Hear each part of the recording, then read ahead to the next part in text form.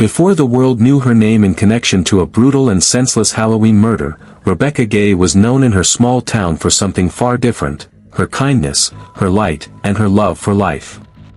She wasn't a celebrity, nor was she someone living in the spotlight. She was an ordinary young woman who lived an ordinary life, until that Halloween morning in 2012 changed everything. Rebekah Gay was just 24 years old. She lived in a quiet area of Broomfield Township, Michigan, a place where people rarely locked their doors, where neighbors waved from their driveways, and where the church played a central role in community life. It was the kind of town where everyone knew everyone, or at least, thought they did. Rebekah was a single mother raising her 3-year-old son. Those who knew her said she adored her child more than anything in the world. Every decision she made revolved around him, his comfort, his happiness, his future. She was the kind of mother who would wake up early just to make breakfast together, and stay up late reading bedtime stories, even after long, tiring days at work. She worked at the local Walmart in Mount Pleasant, about 15 miles away from her home. Her co-workers remembered her as someone who always smiled, no matter how stressful the day got. She had a gentle nature, a calm voice, and an energy that made people feel at ease. She didn't gossip, didn't argue, she simply treated everyone with respect. Rebekah's family described her as deeply compassionate. Her mother, Sally, said she was the glue that held everyone together. She often helped her neighbors, volunteered at church events, and spent holidays making sure no one felt left out. For Rebekah, kindness wasn't an act, it was who she was. Friends would later share stories about her quiet strength. She had faced heartbreak before, her relationship with her son's father hadn't lasted, and she had gone through tough financial times. But she never let those struggles define her. Instead, she pushed forward, determined to give her son a stable and loving home. She was planning to move forward in her career and possibly continue her education, but more than anything, she was just focused on being a good mom. Rebekah's home sat near a small country road, surrounded by open fields and forested areas typical of rural Michigan. It wasn't fancy, but it was cozy, filled with her son's toys, family photos, and little touches that showed her caring nature. Her neighbors often saw her outside tending to her small garden or decorating her porch with seasonal flowers and lights. She loved holidays, especially Halloween. That year, she had gone all out to make Halloween special for her little boy. She had helped him pick a costume, and they were both excited for the upcoming celebrations. She had even prepared candy for neighborhood children who would stop by later that evening. Nothing seemed out of the ordinary. Everything appeared safe. But sometimes, evil hides behind the most familiar faces. You see, Rebekah wasn't living in isolation. She had neighbors, friends, and people who often visited her home. One of them was a man named John D. White, a local pastor and someone who, on the surface, seemed trustworthy. He lived nearby and occasionally babysat Rebekah's child when she was at work. To the outside world, John White was a man of faith, a preacher who spoke about redemption, forgiveness, and the Word of God. Rebekah, being kind-hearted and trusting, had no reason to fear him. But as we'll later discover, John White carried dark secrets, secrets that no one could have imagined. In the days leading up to Halloween 2012, life seemed perfectly normal for Rebekah. She was working, caring for her son, and keeping in touch with her mother and boyfriend. There were no signs of distress, no warnings, nothing unusual. To those around her, she was the picture of stability, a loving mother living her routine life in peace. That's what makes her story so tragic. Because Rebekah's trust, her openness, and her kindness, the very qualities that made her loved by everyone, also made her vulnerable to someone hiding monstrous intentions. On the night before Halloween, she tucked her little boy into bed, as she always did. There was laughter, there were bedtime stories, and there was love, the kind of pure, innocent love that exists only between a mother and her child. She had no idea that within a few hours, everything would change. When people later described Rebekah Gay, they didn't speak about her death first. They spoke about her life. Her gentle spirit. Her bright eyes. Her soft voice. The way she made others feel safe and valued. It's easy for the world to focus on the horror that ended her story, but those who knew her best remember how beautifully she lived it. Rebekah was a young woman filled with promise. She had dreams of watching her son grow, of building a better future, of finding lasting happiness.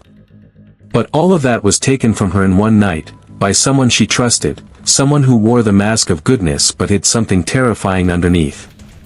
As the sun rose on Halloween morning, the town of Broomfield would wake up to news that shattered their sense of peace forever.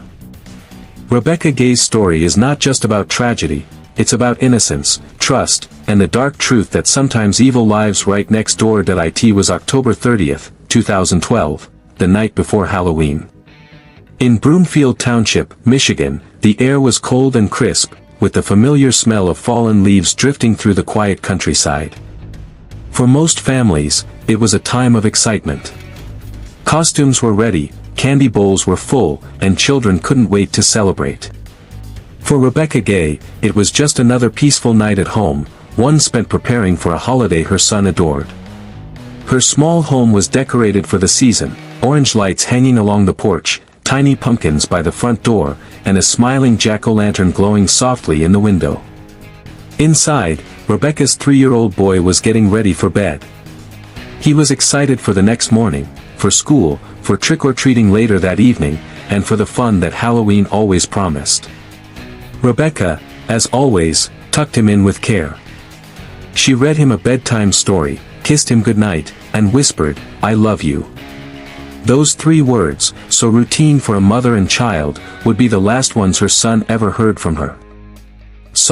As the clock ticked closer to midnight, the town slept under a cold autumn sky. But somewhere nearby, someone was awake, someone who had spent the evening thinking dark, twisted thoughts. That man was John D. White, Rebekah's neighbor and trusted friend, a man who preached sermons on Sundays and was known to many as Pastor John. John had been drinking that night. He later confessed that he couldn't stop thinking about Rebekah, not with affection, but with disturbing fantasies. He had been having violent dreams, dark urges that he claimed had haunted him for years. And on this particular night, he decided to act on them. As the details emerged, shock rippled through the town.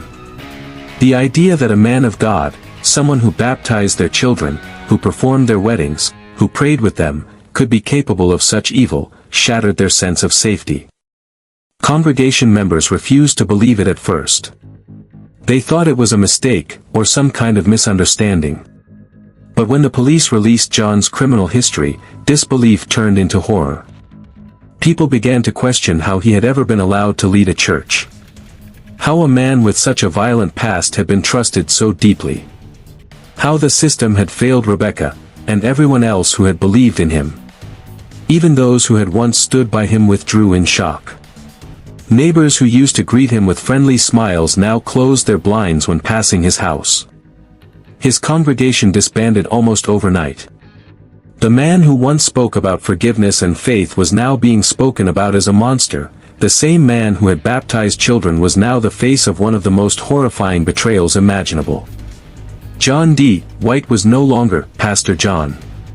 He was now a murderer, stripped of every mask he had ever worn. When police searched the woods near his home, they discovered Rebekah's body, exactly where he said he left it. The community that had once been defined by trust and closeness was left in pieces, asking the same painful question over and over again. How could someone they prayed with become someone capable of such evil? What made the tragedy even worse was the realization that this could have been prevented. John White's violent history had been hidden behind his image as a preacher.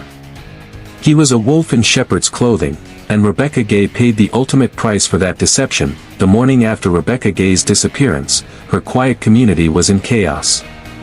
Friends, family, and neighbors joined forces, combing through fields and forests in a desperate search for her. Flyers with Rebekah's smiling face covered streetlights, shop windows, and mailboxes. Her mother was seen on local news, trembling as she pleaded for help to find her daughter. The sense of fear was growing rapidly. Something terrible had happened, and no one knew who to suspect. Police launched an intensive investigation, tracing Rebekah's last known movements. They discovered her car abandoned near her home, with her purse and phone still inside, a chilling sign that she hadn't planned to leave. The small details were beginning to paint a horrifying picture. Detectives started questioning everyone who knew her, including friends, co-workers, and people close to her 3-year-old son. But one person stood out, Pastor John White, a trusted figure in the community who had been helping watch Rebekah's son on the morning she disappeared. Initially, no one could believe the idea that a pastor, a man who led prayers and preached compassion, could be involved. Yet something about his calmness during questioning seemed off to investigators. He was oddly composed, even when others were panicking. As detectives dug deeper, inconsistencies started to appear in his story. Phone records, witness statements, and even small behavioral cues began to hint that he might know more than he was letting on. Behind the scenes, police were building a case. They quietly gathered evidence, matching tire tracks, checking his vehicle, and searching the surrounding woods.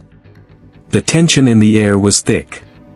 The town that once trusted this man with their spiritual guidance was about to learn the shocking truth about the monster who hid behind the mask of faith. When Pastor John White finally broke under pressure, the truth that came out stunned everyone. He confessed that he had murdered Rebekah Gay in a fit of dark, twisted obsession. What made the confession even more disturbing was why he did it. He admitted that he was attracted to her, a woman who saw him as nothing more than a trusted family friend. In the early hours of Halloween morning, while the town slept and children dreamed of costumes and candy, John White turned into a predator. He went to Rebekah's house, beat her with a mallet, and then strangled her to death in cold blood.